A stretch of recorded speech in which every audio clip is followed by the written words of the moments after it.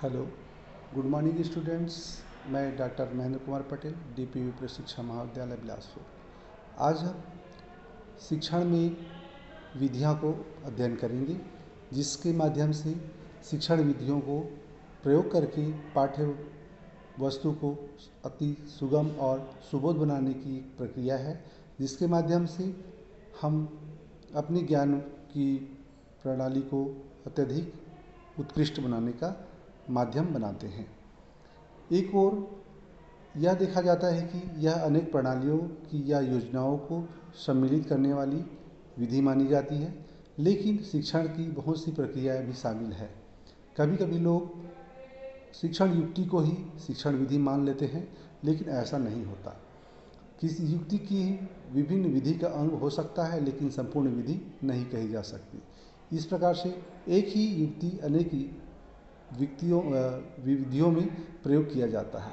इस प्रकार से शिक्षण विधि अनेक विधियां हो सकती हैं, जिसके प्रकार निम्न प्रकार से हैं।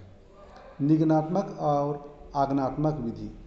पाठ्यवस्तु को प्रस्तुत करने के विभिन्न ढंग हो सकते हैं, जिसमें प्रमुखता से दो प्रकार की विधियां हैं। एक में छात्रों को सामान्य सिद्धांत से लेकर के उनकी जांच और परख के माध्यम से अनेक उदाहरण से प्रदान किए जाते हैं, और दूसरे में अनेक उदाहरण के माध्यम से उनमें सामान्य ज्ञान निकलवाया जाता है। वह विधि निगमनात्मक और दूसरी विधि आगमनात्मक विधि कहा जाता है। ये विधि व्याकरण शिक्षण के लिए सबसे उपयुक्त मानी जाती है। दूसरा है संश्लेषणात्मक तथा विश्लेषणात्मक विधि। इस दृष्टिकोण से यह देखा जाता है कि इनमें दो प्रकार से पाठ्यवस्तु को प्राप्त करने की ढंग बताया गया है, जिसमें छोटे छोटे अंगों के ज्ञान के माध्यम से ज्ञान को प्रदान करने की पूर्ण विधि कराया जाता है। उसे संश्लेषणात्मक विधि कहते हैं। जैसे कि हिंदी पढ़ाने के लिए वर्णमाला सिखा करके बच्चों को बड़े शब्दों को बनाने का ज्ञान प्रदान किया जाता है। तत्पश्चात उनसे शब्दों के ज्ञान के माध्यम से वाक्य बनाने की विधि भी सिखाई जाती है। इस प्रकार से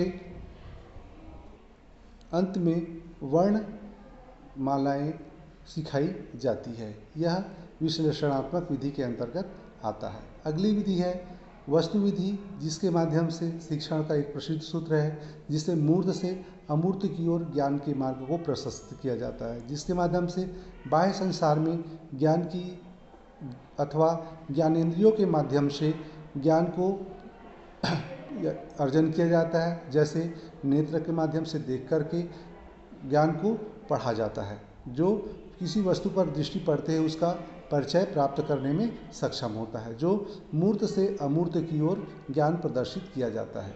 यहाँ तक कि अमूर्त की को भी मूर्त का बनाने का प्रयास किया जाता है। जैसे 3 और 2 5 को समझने के लिए छात्रों के सम्मुख 3 संख्याओं के किसी मॉडल को रखा जाता है। उसके बाद 2 संख्याओं वाले मॉडल को सामने रख करके दोनों को आपस में जोड़ने के तत्वाधान को मूर्त अवस्था प्रदान करने में रखते हैं, जिससे छात्रों में यह समझ आ जाती है कि 3 और 2 मिल करके 5 की संख्या बनती है।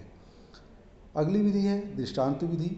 इस विधि के द्वारा बच्चों को किसी पाठ्यवस्तु को समझाने के लिए उदाहरण के माध्यम से उस पाठ्यवस्तु को रोचक और अधिक जानकार बनाने का प्रयास करने के लिए ही दृष्टांत विधि का उपयोग किया जाता है।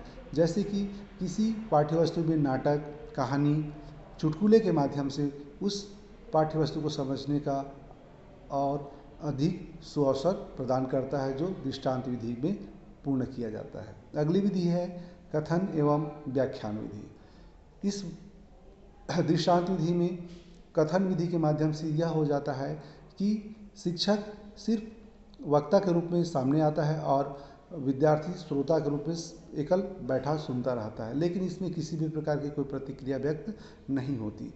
पाठन प्रभावशाली नहीं होता, जिसके कारण शिक्षा शास्त्री इस विधि को अत्यधिक प्रभावशाली नहीं मानते। इसमें हर्बर्ट स्पेंसर ने शिक्षा पद्धति को अत्यधिक प्रभावशाली बनाने के लिए व्याख्यान विधि में उन्होंने प्रस्तावना प्रश्न, प्रस्तुतिकरण, तुलनात्मक सिद्धांत विधि और आवृत्ति और उसके साथ प्रयोग को भी उन्होंने शामिल किया है, जिसके साथ परीक्षण के माध्यम से शिक्षण को अत्यधिक प्रभावशाली बनाने के लिए इस कौशल का उपयोग किया जाता है, जिसके माध्यम से पाठ अथवा रसास्वादन के माध्यम से पाठों को उनके सोपानों तक ही सीमित रखा जाता है। अगली विधि है प्रश्नोत्तर विधि, जिसको सुकराती विधि कहा जाता है, जिसमें पाठ्य वस्तु को सवाल के माध्यम से ही उसमें उसके उत्तर खोजने की प्रविधि मानी जाती है। इसमें प्रश्नकर्ता से ही प्रश्न किए जाने की और उससे उत्तर प्राप्त करने की व्यवस्था की जाती है। इस प्रकार से पूर्व ज्ञान के आधार पर ही आने वाले ज्ञान को संबंध रख करके प्रश्न पूछा जाता है, जिस प्रश्न के माध्यम से वह उत्तर की ओर आगे बढ़ता है।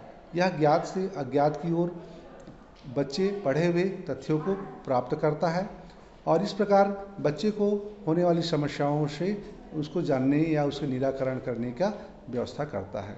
अगली विधि है करके सीखना, जिसमें बच्चों को प्रयोग के माध्यम से यह सिद्ध किया जाता है कि वह अपने ज्ञान को प्राप्त करने के लिए प्रकृति के में जा करके या उसको करके अनुभव करके या उसको प्रवृत्त करके वह ज्ञान को प्राप्त कर सकता है। इस क्रिया को डाल्टन विधि या बेसिक शिक्षा विधि के माध्यम से अत्यधिक प्रचलित है। अगली विधि है शोध विधि, जिसके माध्यम से पूर्व ज्ञान के आधार पर एक शोध प्रस्तुत किया जाता है या उसमें खोज किया जाता है।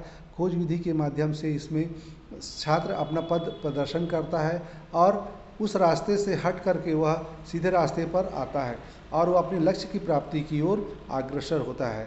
जिस प्रकार इस विधि के माध्यम से शिक्षा को उत्कृष्टता प्रदान करने के लिए किया जाता है। अगली विधि है प्रोजेक्ट विधि। इस विधि के माध्यम से पाठ्य वस्तु को छात्र असाइनमेंट के तौर पर सवाल को लिखता है और उसमें ज्ञान प्राप्ति का मार्ग प्रशस्त करता है। इसमें जो चीज़ें समस्या मूलक होती है उसको प्रयोजना या योजना के माध्यम से उसको आसान करने का प्रयास किया जाता है। इस विधि को प्रोजेक्ट विधि कहा जाता है। अगला है डाल्टन योजना विधि।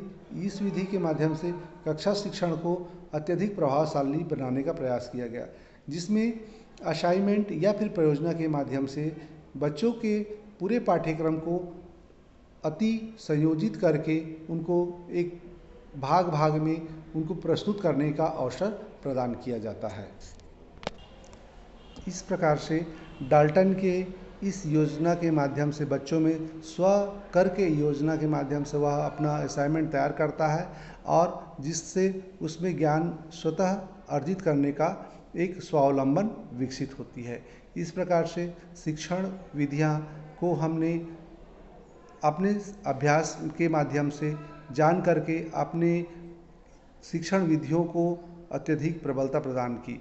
इस प्रकार से हम शिक्षण विधियों के प्रयोग के द्वारा ज्ञान के प्रमुख गुणों को सीखने का अवसर प्राप्त किया। धन्यवाद।